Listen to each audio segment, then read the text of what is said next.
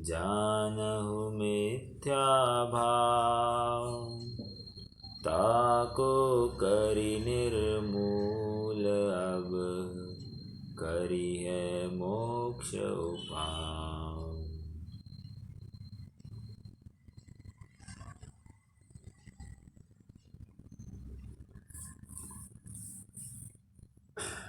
निश्चयाभासी जीव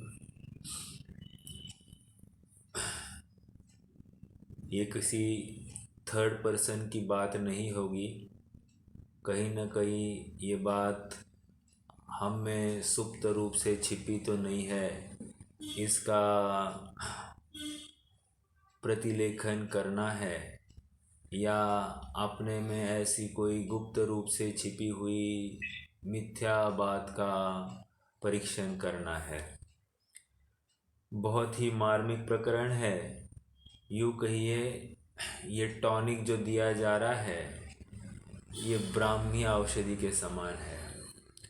ब्राह्मी औषधि वो होती है कि इस जीव को अन्य कोई औषधि नहीं पचती जानते हैं तो एक ब्राह्मी औषधि दी जाती है। यदि ये ब्राह्मी औषधि पचाने में समर्थ हुआ तो ये रोग से रहित हो जाएगा, और यदि ये पचा नहीं पाया तो बाकी फिर दूसरा कोई भी इसका इलाज नहीं है। वैसी ही ये बात है।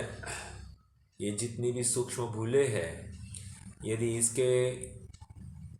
इसके आधार से अपने जीवन में कहीं कुछ भूल, कहीं कुछ कमी पाई जा रही है तो उसका परीक्षण करके उसको झट से निकालने में ही समझदारी है।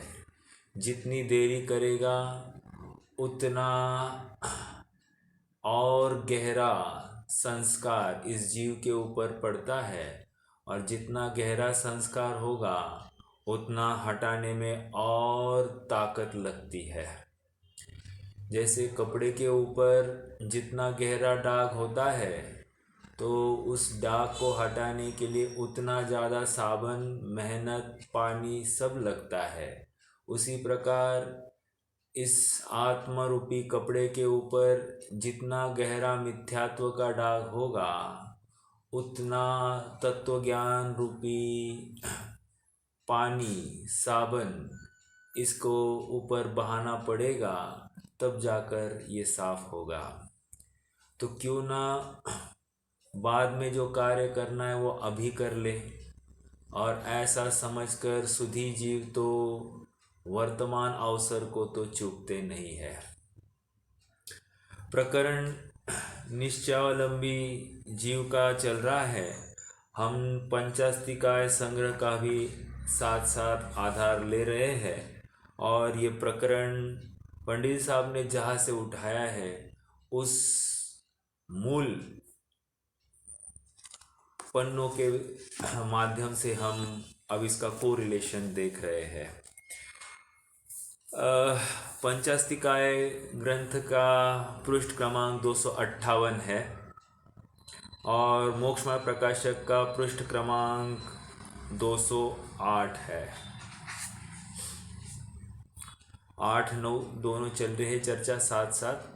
तो आइए पहले पंचास्तिकाय संग्रह को थोड़ा सा एक बार, ये 2 पेजेस 258 और 259 इनको हम पढ़ते हैं और फिर आगे बढ़ेंगे।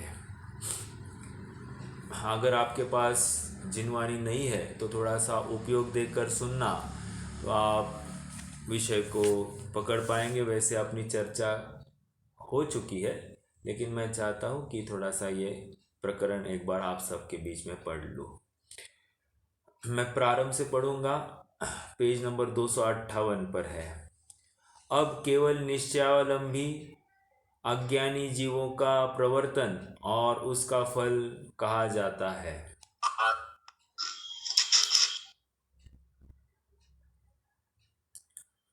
अब तो केवल निश्चयावलंबी है सकल क्रिया कर्मकांड के आडंबर में विरक्त बुद्धि वाले वर्तते हैं। सकल क्रिया कांड के आडंबर में विरक्त अर्थात शुभ भाव आदि यशट आवश्यक की क्रियाओं से वे उसमें तिरस्कार करते हुए प्रवृत्ति करते हैं।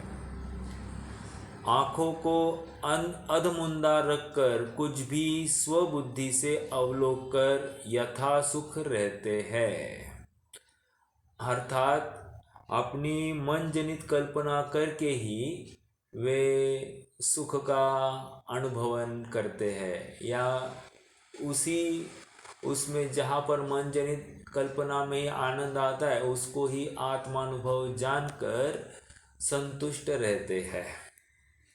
जैसे कल समय साथ 93 नंबर की गाथा का उदाहरण था भूताविष्ट का या ध्यानाविष्ट का।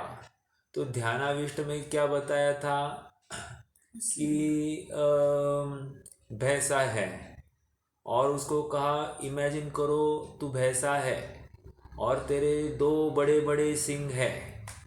एक सिंह इतना बढ़ गया है कि आकाश में एक तरफ वो अटक गया है और दूसरा सिंह ऐसा बढ़ गया है कि वो दूसरी ओर आकाश में अटक गया है। विचार करो तुम भैंसे हो।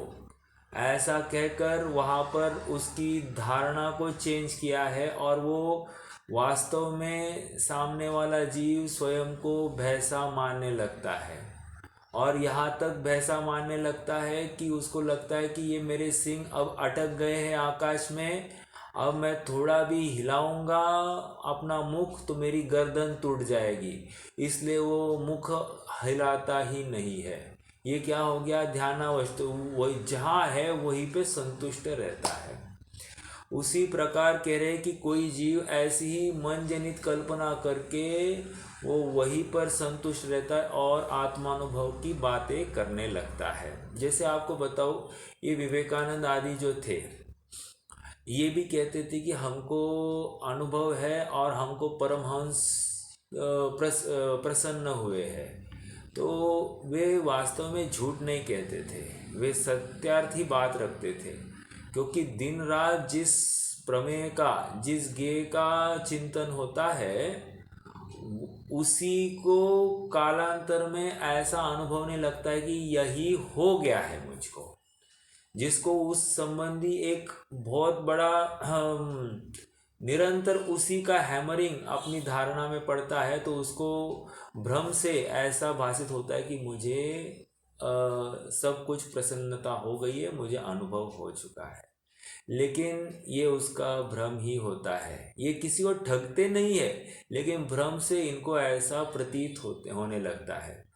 आपने एक पिक्चर देखी होगी मुन्ना भाई, MBBS वाली, तो वो वहाँ पर क्या है, उसको भी उसने गांधी जी को इतना पढ़ा कि उसको हर जगह पर गांधीवाद और गांधी ही दिखने लग गए थे। तो हालांकि उसका फल उसके लिए अच्छा हुआ, बट कहने की बात इतनी है कि ऐसा ही जीव को भ्रम होता है और उसमें सुख मानने लगता है।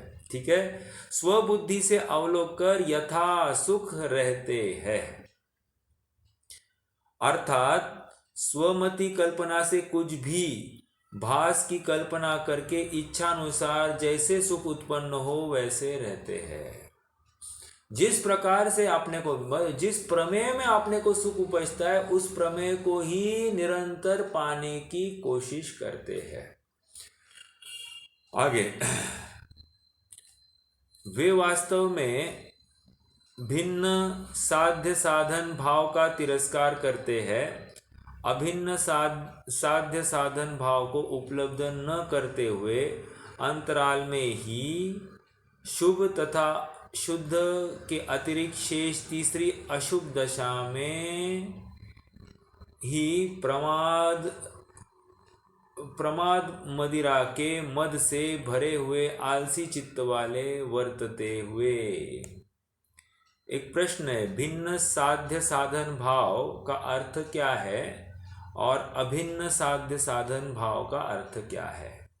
भिन्न साध्य साधन भाव मतलब क्या और अभिन्न साध्य साधन भाव मतलब क्या?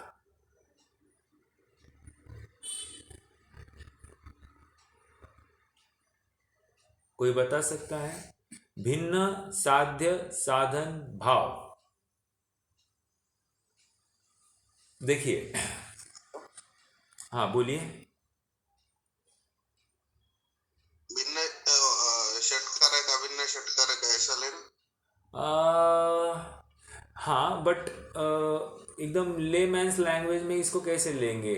दो द्रव्यों में संबंध स्थापित करना, उसको भिन्न साध्य साधन भाव मतलब शरीर की क्रिया से आत्मा का कार्य होना, इसको साध्य साधन, समझ में आया? शरीर की क्रिया ये साधन और आत्मा का कार्य होना वो साध्य। और अभिन्न साध्य साधन मतलब क्या? वो एक ही द्रव्य में घटित करना। निष्कर्ष इतना ही है, जैसे आपने कहा कि भिन्न षटकारक यह दो द्रव्यों में घटित होता है, अभिन्न षटकारक ये एक द्रव्य में घटित होता है। और भिन्न षटकारक अर्थात व्यवहार का कथन, व्यवहार की क्रिया, और अभिन्न षटकारक या अभिन्न साध्य साधक भाव मतलब निश्चय अर्थात संवर निर्जरा, ये अपन लगा सकते हैं, ठीक है। और भिन्न साध्य साधक भाव मतलब शुभ भाव, बस, नथिंग मोर देन दैट, शुभ भाव। ओके, आरी बात क्लियर हो रही है? तो कह रहे भिन्न साध्य साधन भाव का तिरस्कार करके अर्थात शुभ भाव का तिरस्कार करके, अभिन्न साध्य साधन भाव को उपलब्ध न करते हुए अर्थात निश्चय को भी प्राप्त नहीं होते हुए, अंतराल में ही शुभ तथा शुद्ध के अतिरिक्त शेष तीसरी अशुभ दशा में ही, और होगा क्या? तो शुभ में भी नहीं रहता है, शुद्ध में भी नहीं है, इसका मतलब कहाँ है? तो अपने आप में अशुद्ध में है।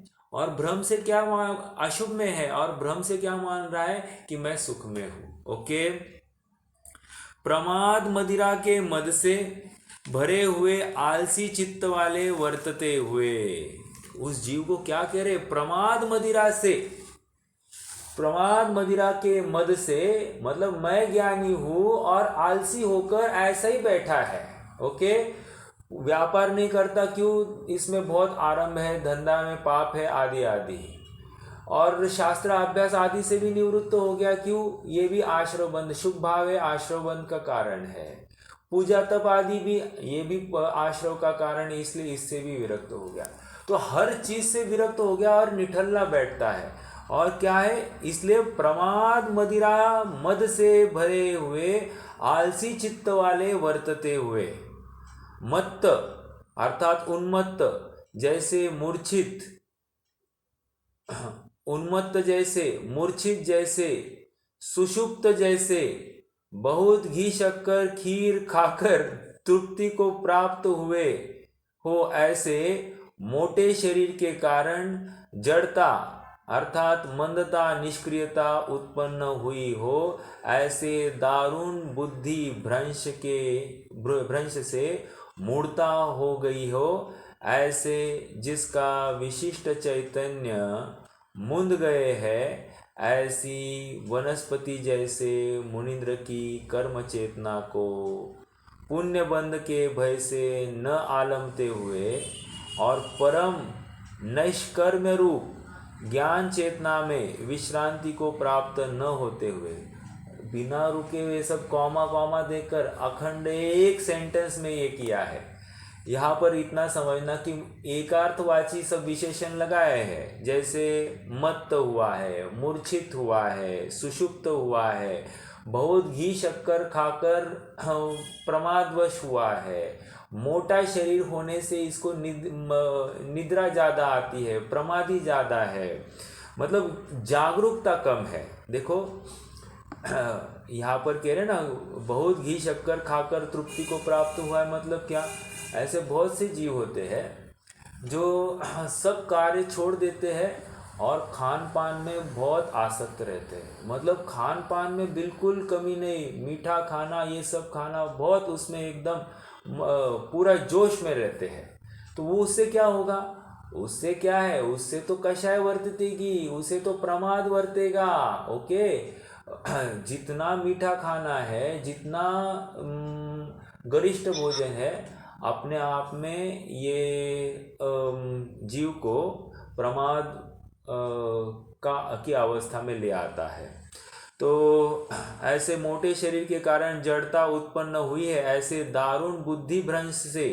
दारुण बुद्धि भ्रंश मतलब क्या, दारुण मतलब गहरा, बुद्धि भ्रंश, बुद्धि भ्रंश मतलब इज एज लाइक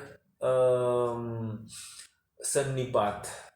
सन्निपात में क्या होता है, वो जीव हंसने लग गया तो हंसता ही रहता है, रोने लग गया तो रोते ही रहता है। This is as good as इसके वात पित्त कफ का असंतुलन होता है, तब उसका बुद्धि भ्रंश हो जाता है। बुद्धि भ्रंश मेरे ख्याल से वात की बीमारी है, बट कहने की बात इतनी है कि ये इसको मात्र कल्पना से ही ऐसा बुद्धि भ्रंश हो जाता है वहां पर सुख की कल्पना करता, अनुभूति हो गई ऐसा भास इसको हो जाता है, और निठल्ला रहता है, पड़ा रहता है। ओके,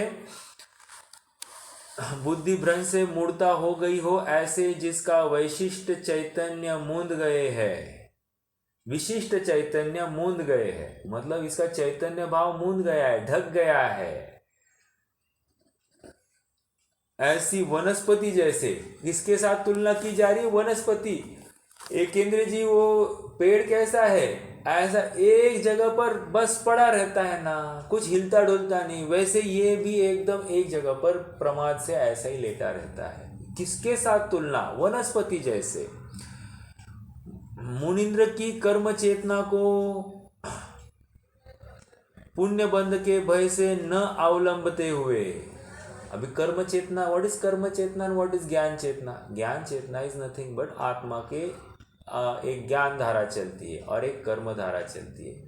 कल हमने देखा ज्ञान धारा, ये साधक अवस्था में ज्ञान धारा और कर्म धारा दोनों चलती है। साध्य अवस्था में मात्र कर्म धारा ज्ञान धारा होती है, और अज्ञान अवस्था में मात्र कर्म धारा होती है।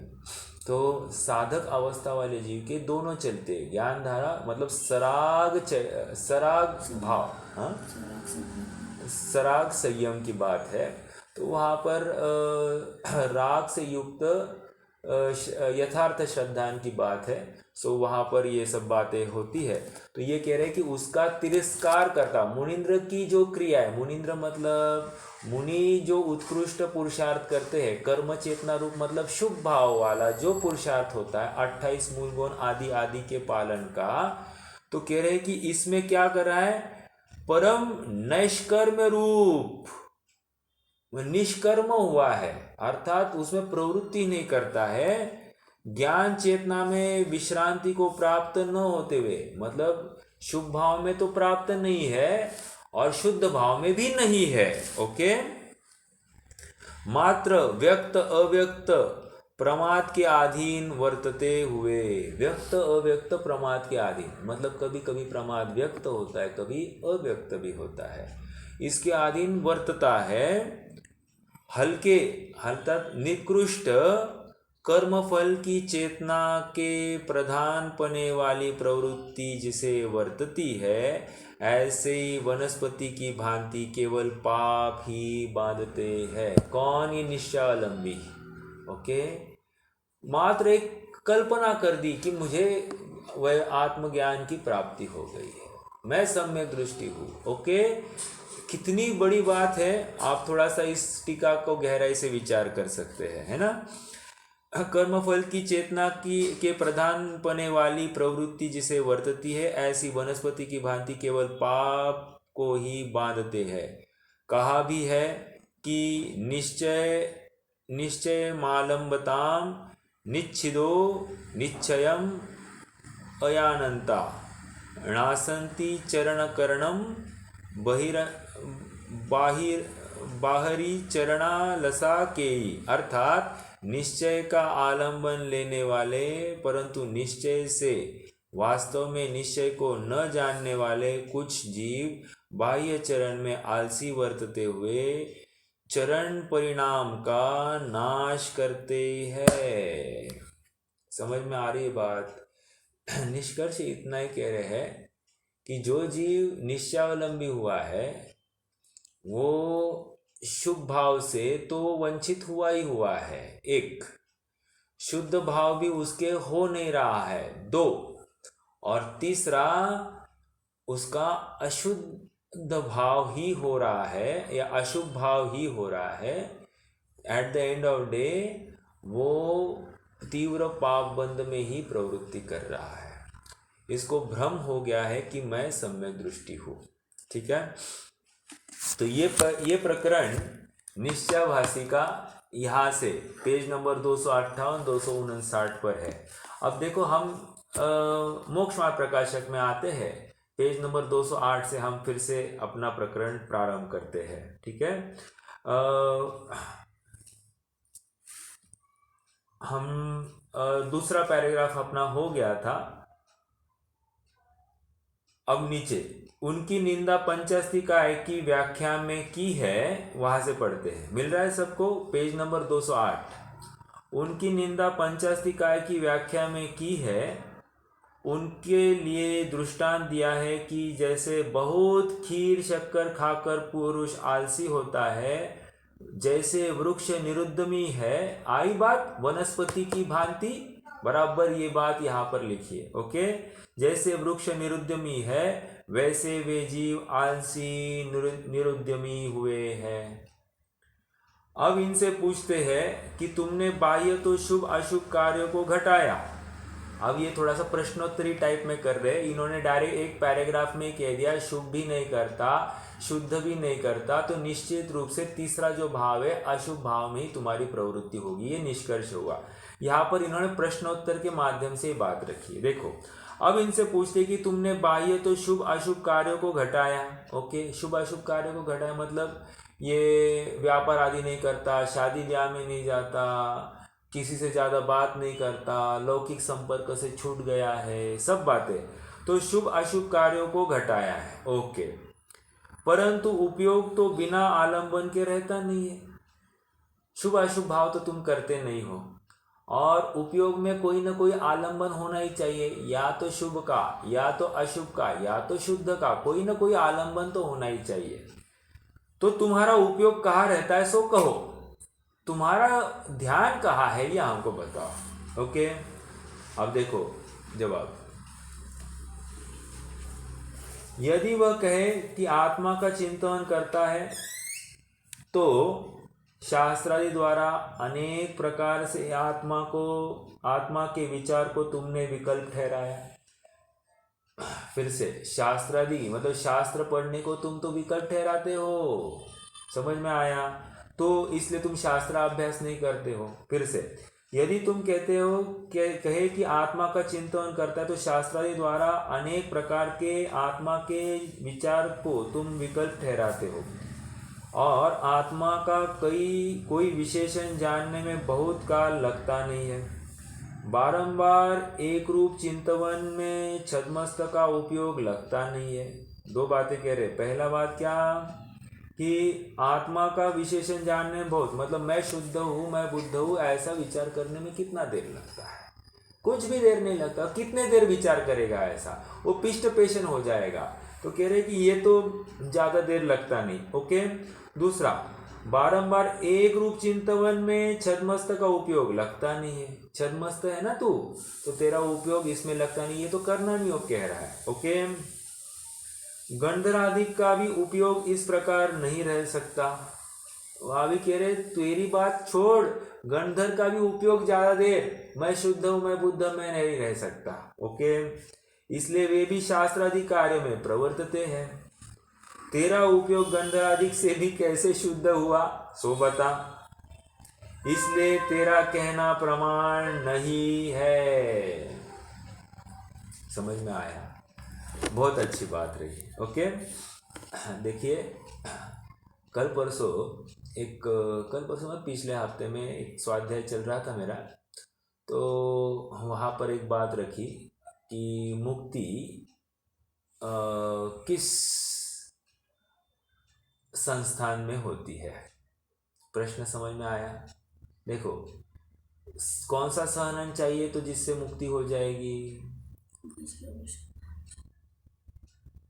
तो उसका समाधान इतना है कि वज्र ऋषभ नारद सहनन ही चाहिए तो जीव मुक्त हो सकता है। ओके, अब दूसरा प्रश्न क्या है कि कौन सा संस्थान चाहिए तो जीव की मुक्ति हो सकती है। तो हमको क्या लगता है, समचतुरस्र संस्थान ही चाहिए, बराबर, टॉप वाला संस्थान चाहिए तो मुक्ति होगी। लेकिन बात ऐसी नहीं है। क्या है बात फिर? छह संस्थान से मुक्ति होती है। प्रश्न ये आया, कोई आधार है क्या, कोई जीव ऐसा मुक्त हुआ है? तो प्रथम अनुयोग में तो ऐसी संस्थान की बात तो कहीं लिखी नहीं है, तो कहाँ से निकाला फिर हमने ये? देखो, ऐसा डायरेक्टली कहीं लिखा नहीं है। फिर हमने कैसे इसका निरूपण किया? तो गोमटसार कर्मकांड का दूसरा जो भाग है उसमें जो उदय अधिकार है, उदय अधिकार, उस उदय अधिकार में बात आई है कि उदय की विच्छुत्ति कहाँ पाई जाती है, कौन से कर्म के उदय की विच्छुत्ति कहाँ पाई जाती है। विच्छुत्ति मतलब उदय में आना, रुक जाना, ये कहाँ पाया जाता है।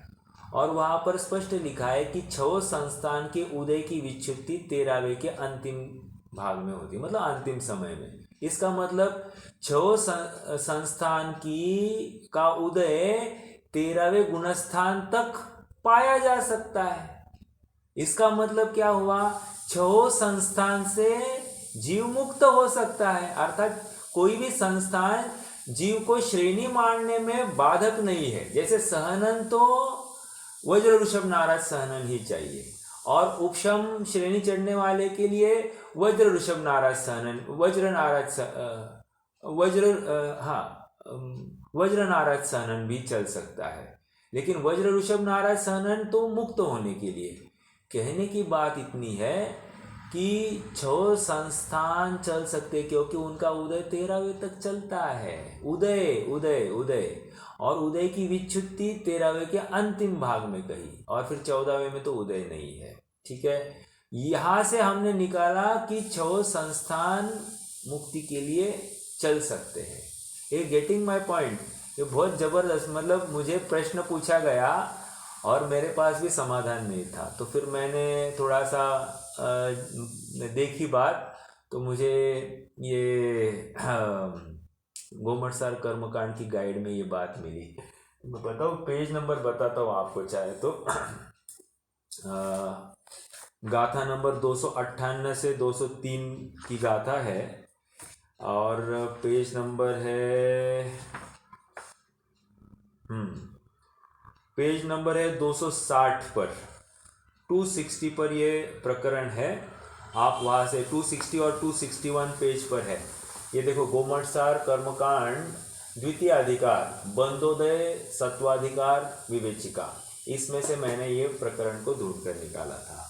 ओके, तो बस एक जानकारी के लिए आपको बताया। और एक बात बताऊँ थोड़ा सा, ये क्यों मैं बता रहा हूँ, विशेष जानने में कितना इंटरेस्ट भी आता है और कितना जरूरी है वस्तु स्वरूप समझने के लिए। अभी दूसरा विशेष बात एक थोड़ी सी ऐसी है, हमको चार प्रकार से चार बंध है ना, प्रकृति बंध, प्रदेश बंध, स्थिति बंध और अनुभाग बंध, बराबर। प्रकृति बंध और प्रदेश बंध कैसे होता है? योग से होता है। और स्थिति और अनुभाग बंध कैसे होता है?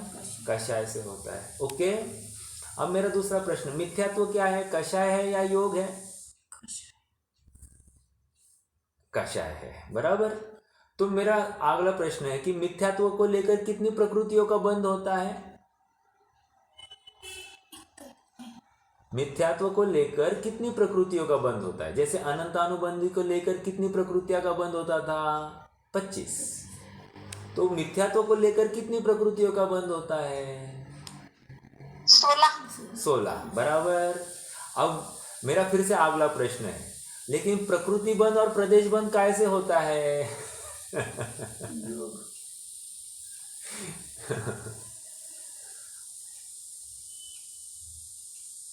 योग से ही होता है। योग से होता है। फिर हम तो अभी कह रहे हैं कि मिथ्यात्व को लेकर 16 प्रकृतियों का बंध होता है। ये क्या बात हो गई? ये मेरी बात नहीं, जिनवानी में ही ऐसी बात आई है, बराबर है ना? तो प्रश्न हुआ क्या आपने को कि अरे ये तो कषाय है, और कषाय से तो स्थिति अनुभाग होता है, और यहाँ पर इन्होंने लिखा है कषाय से तो प्रकृति बंध होता है। पकड़ में आई क्या बात? थोड़ी सी बात गंभीर भी है। तो यहाँ पर इतना ही समझना कि यद्यपि योग से ही बंध होता है, लेकिन उस योग के योग्य जो मिथ्यात्व चाहिए उसकी मुख्यता से यह कथन किया है। फिर से कहूं, मतलब जब उस जाति का मिथ्यात्व होगा ना, तो उस जाति का योग भी पाया जाएगा। इतनी ही बात कहनी है। ओके, अर्थात मिथ्यात्व को लेकर 16 प्रकृतियों का बंध होना है ना, तो उस जाति का आत्म प्रदेशों का कंपन भी पाया जाएगा। बंध तो योग से ही होता है, लेकिन यहाँ पर सहचर रूप से मिथ्यात्व के ऊपर आरोप आया है। सहचर रूप से। सेम प्रकरण सोनाली भाभी ने मुझे एक बार पूछा था। पेज नंबर अपना मोक्षमय प्रकाशक पेज नंबर 26-27, वहाँ पर भी बंध का प्रश्न ये चल रहा था, और वहाँ पर आया था शुभ योग अशुभ योग, ऐसा प्रकरण आया था। शुभ योग से बंद होता है, और शुभ अपने आप में कषाय है, अशुभ अपने आप में कषाय है, और फिर कषाय से स्थिति प्रकृति और प्रदेश बंद कैसा होगा? फिर से वहाँ पर यही अर्थ समझना कि जब शुभ भाव होगा तो उस जाति का योग पाया जाएगा, और इसलिए उसको शुभ योग ऐसा टर्म दी गई, या अशुभ योग ऐसी टर्म दी गई। 26, 27, 28 पेज पर है, वहां पर आप देख लेना फिर से एक प्रकरण। ठीक है, मुझे तो इतनी बात करनी है, ये ऐसे गहराई में हम जब तक विचार नहीं करते हैं तब तक वस्तु स्वरूप खुलता नहीं है। और मैं शुद्ध हूँ, मैं बुद्ध हूँ, इतना कितने दिन विचार करेंगे? इसलिए तो पहले के आए सामान्य से विशेष बलवान, सामान्य शास्त्र तो न्यूनम विशेषो बलवान भवेत। विशेष में अपना उपयोग रमता है, और जितना उपयोग रमता है उतनी कषाय मंद होती है। जितनी कषाय मंद होती है उतना यदि उस काल में यदि जीव पुरुषार्थ करता है तो पंचलब्धि पूर्वक उसको सम्यक्त्व की प्राप्ति हो सकती है। समझ में आ रही बात? इसलिए स्वाध्याय गहराई में करना बहुत जरूरी है। बस 6 द्रव्य 7 तत्व समझे, मैं शुद्ध हूं, मैं बुद्ध हूं समझा, इससे काम अपनी नैया निहाल को प्राप्त नहीं होने वाली है। हमको हर प्रकार से चरणानुयोग के प्रसंग गहराई में समझना, कर्णानुयोग के विषय गहराई में समझना, मतलब ऐसे ऊपरी स्थूल रूप से कुछ भी अभ्यास कर काम नहीं होता है। मतलब मैं शुद्ध हूँ, हाँ साम्य भाव रखना, इससे कुछ पल्ले नहीं पड़ने वाला है। हर लोक में ये बात ठीक भी दिखाई देती होगी, और कोई व्यक्ति इसमें मंद कषाय रूप प्रवृत्ति करता हुआ भी दिखाई देगा। इसका मतलब उसका तत्व श्रद्धान हो गया, ऐसा बिल्कुल भ्रम नहीं पालना, क्योंकि वस्तु स्वरूप को यथार्थ समझे बिना काम नहीं होगा। ठीक है, चलिए, तो ये एक बात रही। आगे बढ़ते हैं अपन।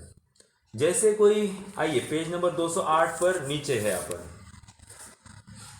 जैसे कोई व्यापार आदि में निरुद्यमी होकर निठल्ला जैसे तैसे काल गवाता है। फिर से आ गई पंचास्तिकाय की बात, वहां पर भी कही थी, जैसे तैसे बैठता है निठल्ला, जैसे तैसे काल गवाता है, उसी प्रकार तू धर्म में निरुद्यमी होकर प्रमाद सहित यो ही काल गवाता है।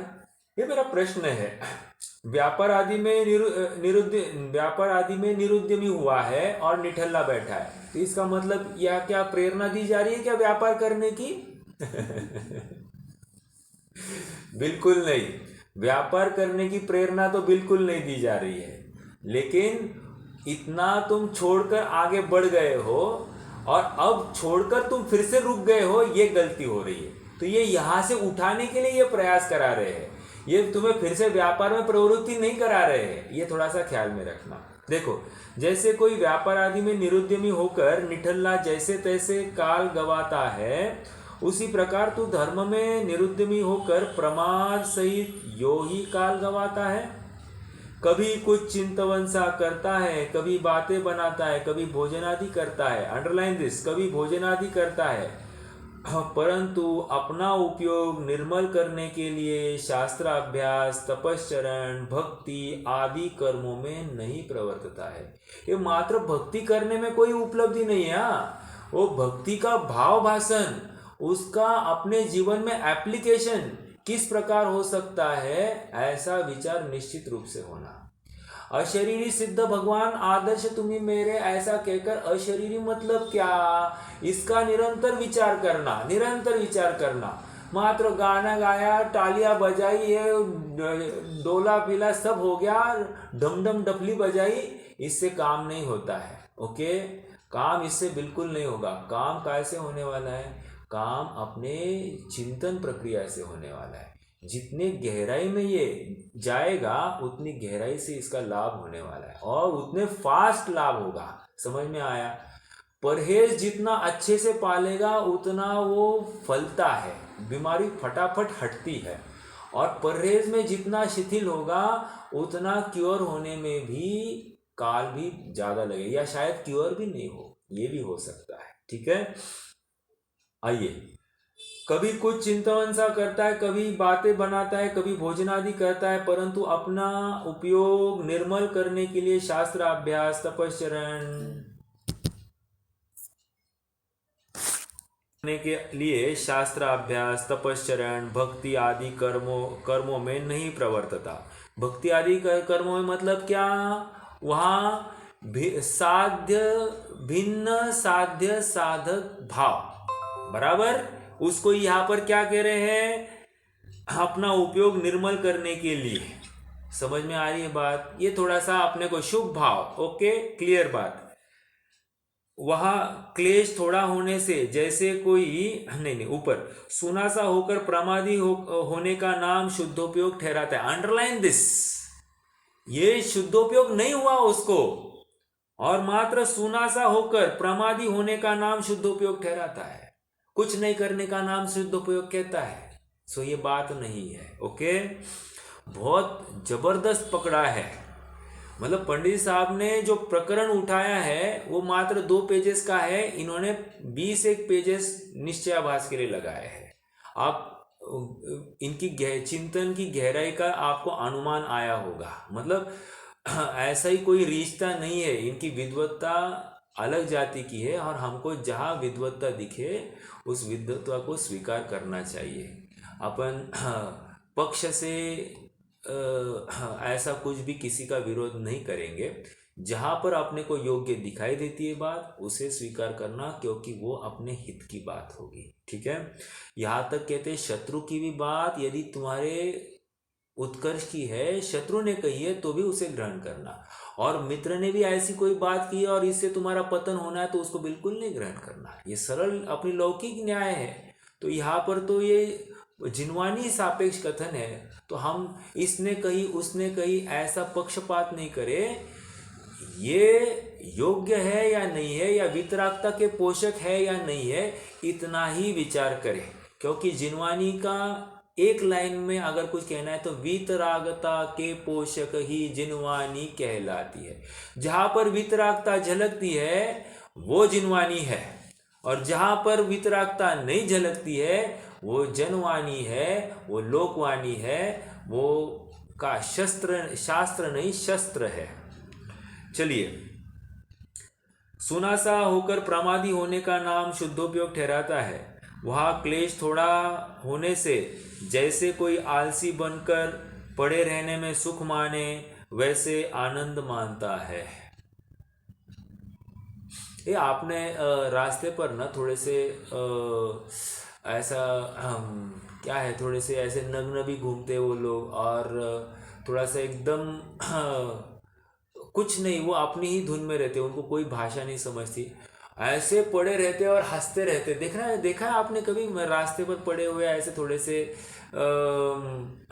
से मेंटली रिटार्ड ही लगते हैं वो लोग एक्चुअली। अभी अपन कहने की भाषा है ये, मेंटली रिटार्ड हो भी या नहीं भी होंगे, लेकिन वो अपने ही धुन में रहते हैं और एकदम ऐसे ही चलते हैं। कोई एकदम उनको किसी के साथ में कुछ लेना देना नहीं, अपने धुन में रहते हैं वो कैसे एकदम निश्चिंत होकर पड़े रहते, ऐसी जैसे कोई आलसी बनकर पड़े रहने में सुख माने, और एकदम सुख दिखते उनके मुख पर कहीं भी थोड़ा भी ऐसा कषाय या आकुलता का कोई भी ऐसी निशानी हमको नहीं दिखाई देती। ओके, रहने में सुख माने, वैसे आनंद यह भी मान रहा है, सेम टू सेम मान रहा है। ओके, ये अगला पेज नंबर 209 पर हमने ये पैराग्राफ पढ़ा है, फिर भी एक बार फास्ट पढ़ लेते हैं तो पुनः उसका रिफ्रेश हो जाएगी बात।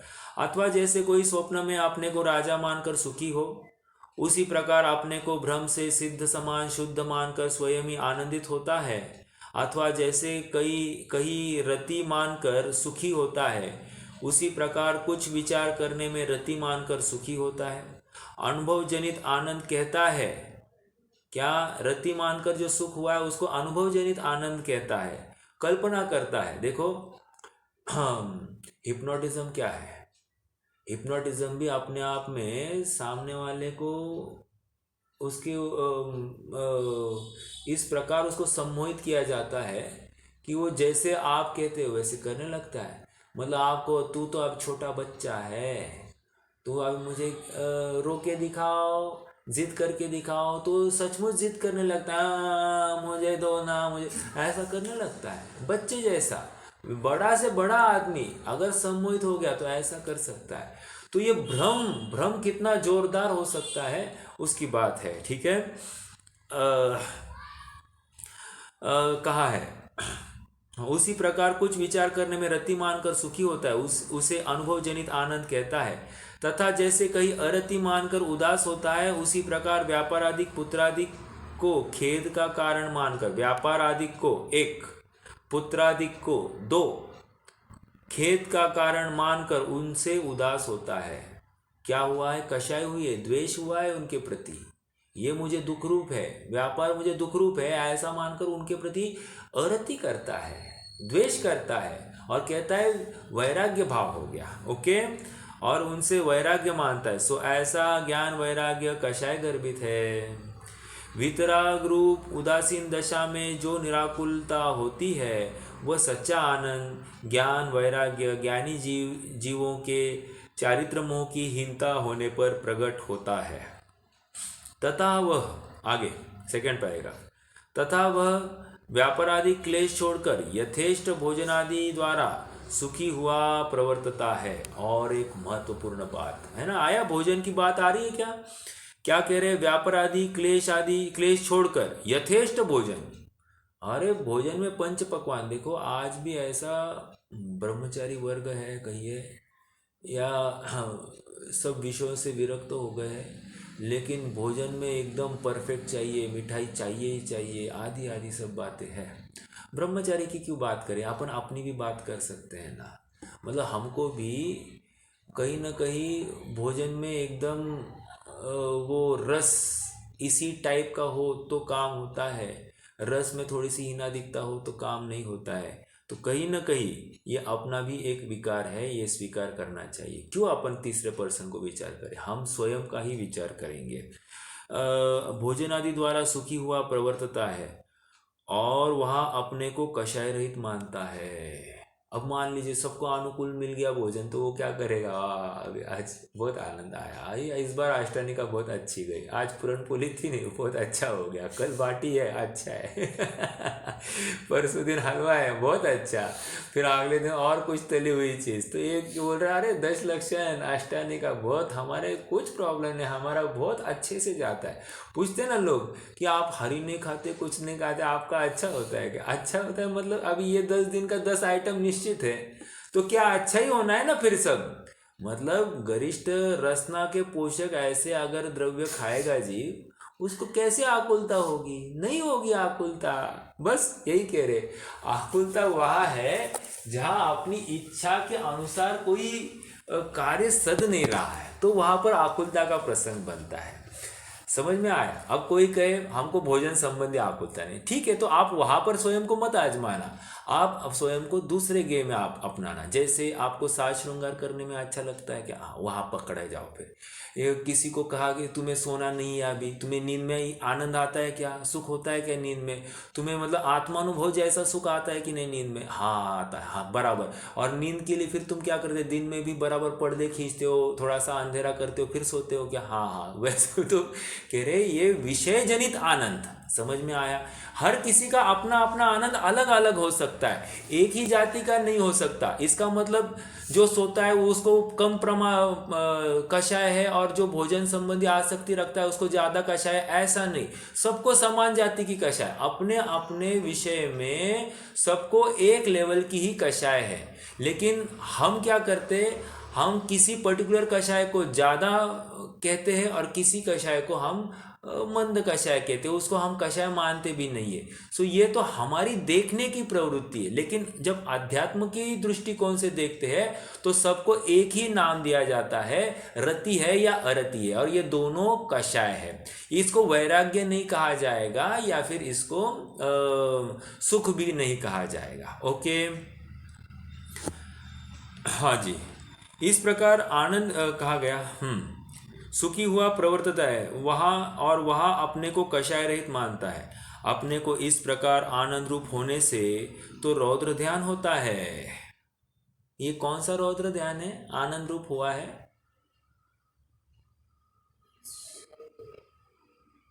हाँ, परिग्रहानंदी।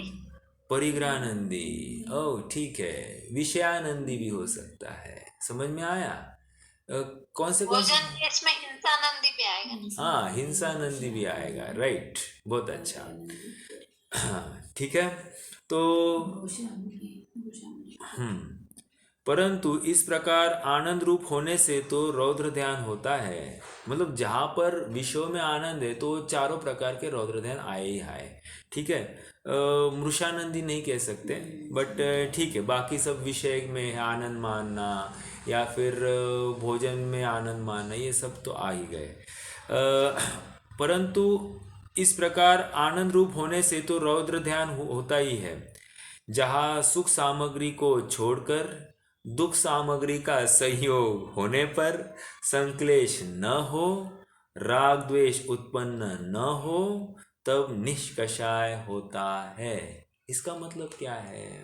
देखिए, मान लीजिए एक उदाहरण देता हूँ। उदाहरण ऐसा है कि मान लीजिए मेरे पास 2-4 करोड़ की प्रॉपर्टी है, उसमें से मेरा 1-2 लाख रुपया गुम गया या चोरी हो गए, तो मुझे कोई फर्क पड़ेगा? नहीं पड़ेगा। समझ में आया? तो इसलिए मुझे फिर हाँ साम्य भाव रखो, साम्य भाव रखो, ऐसा हम कह देते हैं। ठीक है, कुछ नहीं हुआ, कुछ नहीं हुआ।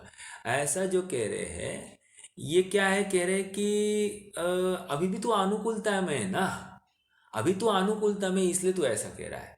जब पूरी की पूरी प्रॉपर्टी जाएगी उस समय में क्या तुम्हारी अवस्था होगी, उस केस में तुम स्थिर रहकर दिखाओ। अगर तुम स्थिर रहते हो उस केस में तो समझना कि क्या हो गया है, हमको सचमुच विषय सता नहीं रहे। आ रही क्या बात ख्याल में? ऐसा समझना। अभी हमारे पास बहुत पैसे हैं और हम थोड़ा सा कुछ कम हो गया तो इसको लेकर हमको फर्क नहीं पड़ता है ना, तो उसको कोई नहीं। अब देखो, जैसे वो पीयूष जैन पकड़ा गया है पीयूष कौन है वो, कोई तो है ना यूपी में, अत्तर वाला, तो कह रहे कि वो क्या है, वो मंगलायतन में, उसके दोनों बच्चे मंगलायतन में पड़े हैं डीपीएस में तो ठीक है, कहने की बात यह है कि पूरी की पूरी प्रॉपर्टी गई, अभी अब साफ सफाया हो गया ना, अब आकुलता होगी। समझ में आया? जहाँ पर अभी भी मान लो 200 करोड़ पकड़े गए हैं, अभी भी 200-400 करोड़ होंगे तो ये बिल्कुल टेंशन में नहीं होगा, अभी भी एकदम ठीक होगा। समझ में आया? क्यों? ये जानता है कि ये तो 10% पकड़ा गया है, 20% गया है, अभी भी 80% बाकी है, तो इसको कुछ फर्क नहीं पड़ेगा। और यदि उसका 100% गया ये दिखाई देगा तो ये बहुत आकुल होगा। समझ में आ रही बात?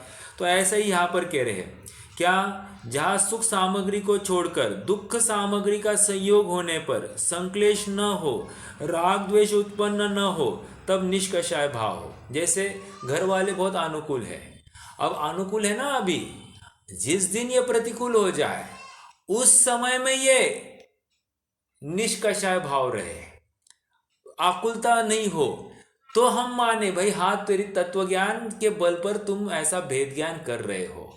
लेकिन तुम उन्हें दुख रूप भी मान लो ना। देखो एग्जाम्पल भी दे रहा हूँ, मान लो मेरी स्त्री पुत्र मेरे अनुकूल नहीं है, तो इसको लेकर मुझे दुख वर्तता है। भले ही मैं ज़्यादा कुछ उनमें इंटरफेयर नहीं करता हूँ, लेकिन खेद तो वर्तता है उनके प्रति। तो जो खेद वर्तन है ये कषाय हो गई ना, हाँ कषाय हो गई। तो ये नहीं कह रहे, राग द्वेष से रहित होना, दोनों उनमें साम्य भाव होना, तभी जाकर तुम्हारी ये योग्य परिणति हो गई, ऐसा माना जाएगा, है ना।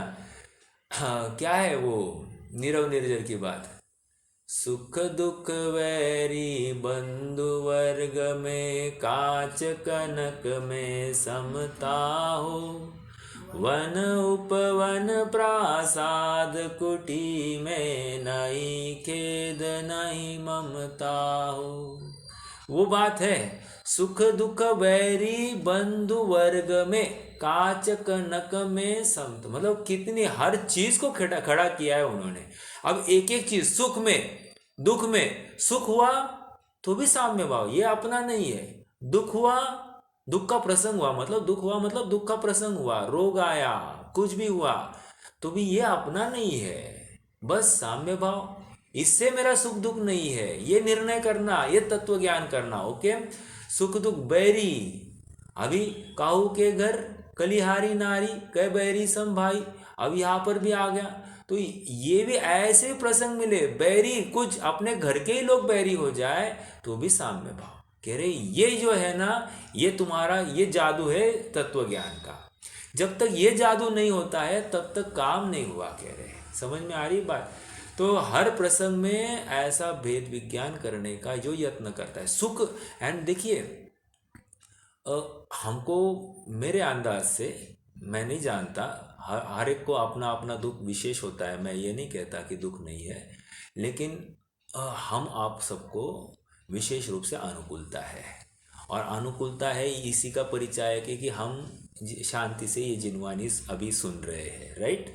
तो कहने की बात इतनी है कि सुख के प्रसंग अनुकूलता है ना, वो अनुकूलता हमारे बैक एंड में, इसलिए हम इतना शांति से बैठ रहे। आज मान लीजिए कि हमारे खाने पीने के लाले होते हैं, ओके, हम इतना शांति से यहाँ पर जिनवानी सुन सकते थे क्या? हमारे पेट में कौवे दौड़ रहे हैं और हम शांति से जिनवानी सुन सकते थे क्या? हमको आज हमारा भविष्य की चिंता सता रही है, हमारे पास रुपए पैसे ही नहीं है और हम शांति से जिनवानी सुन सकते थे? नहीं सुन सकते थे। अर्थात वहाँ पर राग द्वेष होता। और यहाँ पर ये कह रहे हैं कि उन प्रतिकूल प्रसंगों में भी साम्य भाव जहाँ पर हो वहाँ पर सच्ची वितरागता प्रकट हो गई, ऐसा माना जाएगा। ओके, हाँ जी, आइए। जहाँ सुख सामग्री को छोड़कर दुख सामग्री का संयोग होने पर संक्लेश न हो, राग द्वेष उत्पन्न न हो, तब निष्कषाय भाव होता है। जबरदस्त बात। देखो प्रथमान्योग का एक, प्रथमान्योग क्या कहूँ, बनारसी दास जी का उदाहरण है। चोर आ गए घर पर, कपड़े का व्यापार था, आ गए, सब गठड़ी बांध दी, सारे कपड़े रैप अप कर लिए, जा रहे हैं। 4 चोर थे, सब ने बड़ी बड़ी गठड़ी अपने माथे पर ली और जा रहे हैं। अब जो चौथा चोर था उसके माथे पर चढ़ाने के लिए कोई मददगार नहीं था, तो वो उठा नहीं पा रहा था वो गठड़ी। तो बनारसी दास जी स्वयं गए, उन्होंने गठड़ी उसके खोपड़ी पर डाली और बोला जाओ भाई तो वो समझ नहीं पाया, लेकिन वो खुश हो गया और वो भी घर पे गया। तो उसकी पत्नी ने कहा ये और कोई नहीं, बनारसी दास जी ही होंगे, जाओ देकर आ जाओ, ये उनकी तुम चुराई लेके आए हो। कहने की बात यह है कि इतनी स्थिरता अपना सारा धन चुराया हुआ देखकर भी कितनी कितनी सहजता हो सकती है जीव की। आश्चर्य है। चिल्लाया नहीं, ए बचाओ बचाओ, चोर चोर चोर, कुछ नहीं, लो भाई एंजॉय। मतलब इसमें बहुत दम की बात है। मतलब ये मैं हंसी मजाक में अपन ले रहे हैं ये प्रकरण, बट सचमुच यहाँ पर बहुत पुरुषार्थ है, बहुत पुरुषार्थ हर प्रसंग में। मतलब हमको ये विचार करना योग्य है, और हमारे जीवन में भी ऐसी परिणति होनी, ये भी एटलीस्ट विकल्प के स्तर पर तो हम करें। समझ में आ रहा है ना? क्योंकि मालूम नहीं उदय कैसा होगा, अपन नहीं कह सकते। हम ऐसी थोड़ी भावना भाई नहीं मेरा कुछ हो जाए और फिर मैं स्वयं को टटोलूं, ऐसा नहीं होता है। वर्तमान में ही हम हमारी जो धन संपदा है वो ज़रूरतमंदों के लिए दान राशि में हम लुटाए, और हम प्रतिकूलता आने की राह नहीं देखे। ठीक है, चलिए आगे बढ़ते हैं। आप कहोगे भैया हमको कोई योग्य दिखाई नहीं देता। योग्य नहीं दिखाई देता तो ढूंढो, ढूंढने से सब मिलता है। और ऐसा है अपने जैन समाज में कितने ही जीव ऐसे हैं, इतने गरीब हैं कि खाने पीने की भी व्यवस्था नहीं है। सच्ची बात है ये। तो बस हमारा काम ढूंढने का है, ढूंढेंगे तो सब मिलेगा। चलिए कहाँ है? तब निष्कषाय भाव होता है, ऐसी भ्रमरूप उनकी प्रवृत्ति पाई जाती है। इस प्रकार जो जीव केवल निश्चयाभास के अवलंबी है उन्हें मिथ्या दृष्टि जानना। कंक्लूजन, जैसे हाँ आइए देखो क्या कह रहे। जैसे वेदांती व सांख्यमती जीव केवल शुद्धात्मा के श्रद्धानी, जैसे वेदांती व सांख्यमती जीव केवल शुद्धात्मा के श्रद्धानी है, उसी प्रकार इन्हें भी जानना। Point to be noted. आपको याद होगा हमने निश्चयाभासी, वेदांती, सांख्यमती को उस समय में भी चर्चा में लिया था, और हमने प्रश्न खड़ा किया था कि निश्चयाभासी में और इनमें क्या फर्क है। तो अभी यहाँ पर समाधान आ गया है, क्या दोनों एक ही है।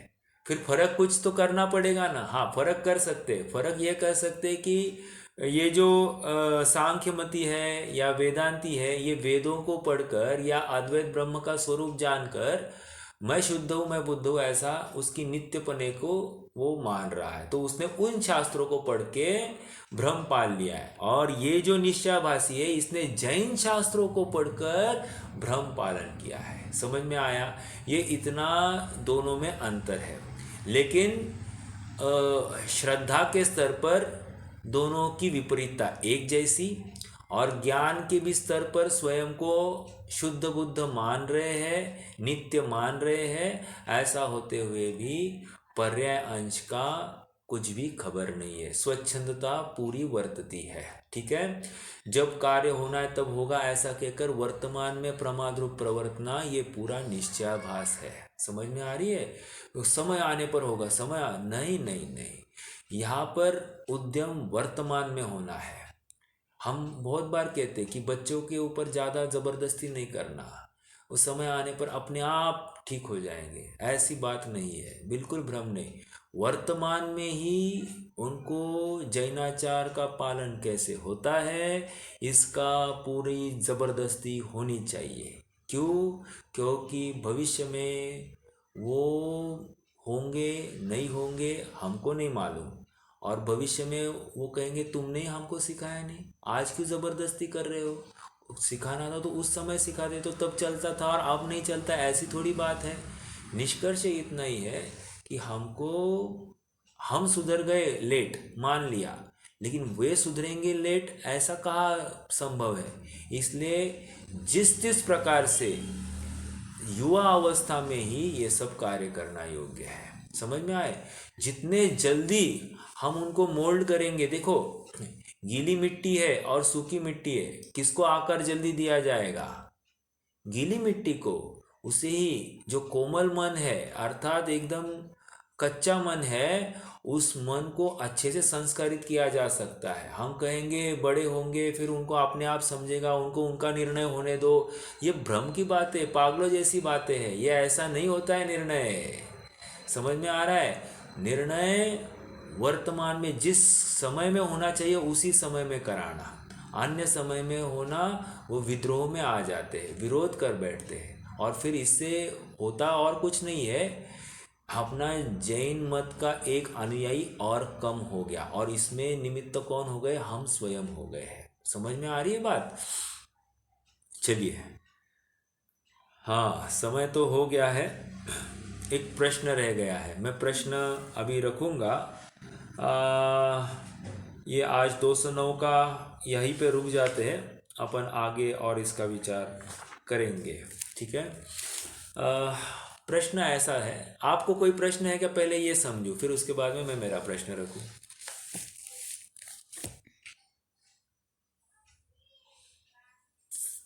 नहीं है, ठीक है। भैया हाँ हाँ, बोलिए ना। निश्चयाभासी और वो सांख्य मत। वेदांत हाँ सांख्य मत जो है वो श्रद्धा के लेवल पे सेम है, तो बंध का उनका सेम ही रहेगा ना, मिथ्यात्व का जो बंध है। बिल्कुल बिल्कुल बिल्कुल सेम ही है, कोई फर्क नहीं। और यहाँ पर जितनी आसक्ति ज़्यादा उतने अनुपात में ज़्यादा बंध, ये भी लगाना। ऐसा नहीं समझना कि मैं शुद्ध हूँ। देखो अभी निश्चयाभास में भी हमको कितने वेरिएशंस दिख रहे हैं। कोई प्रमादी है, कोई थोड़ा जागरूक है, कोई मात्र शास्त्राभ्यास का विरोध कर रहा है, कोई दिन भर मैं शुद्ध हूँ, मैं बुद्ध हूँ ऐसी माला जपे जा रहा है। तो दोनों के परिणति में, परिणामों में हिना दिखता है, ये हमको स्वीकार करना पड़ेगा। तो जितने अनुपात में वो वेरिएशन है उतने अनुपात में बंद है, ऐसा करना। मतलब उनमें भी डिग्री टू डिग्री वेरी होगा, ये समझना। ऐसा नहीं कि सभी एक जाति में ही उनको बंद होगा। ओके, ठीक है। और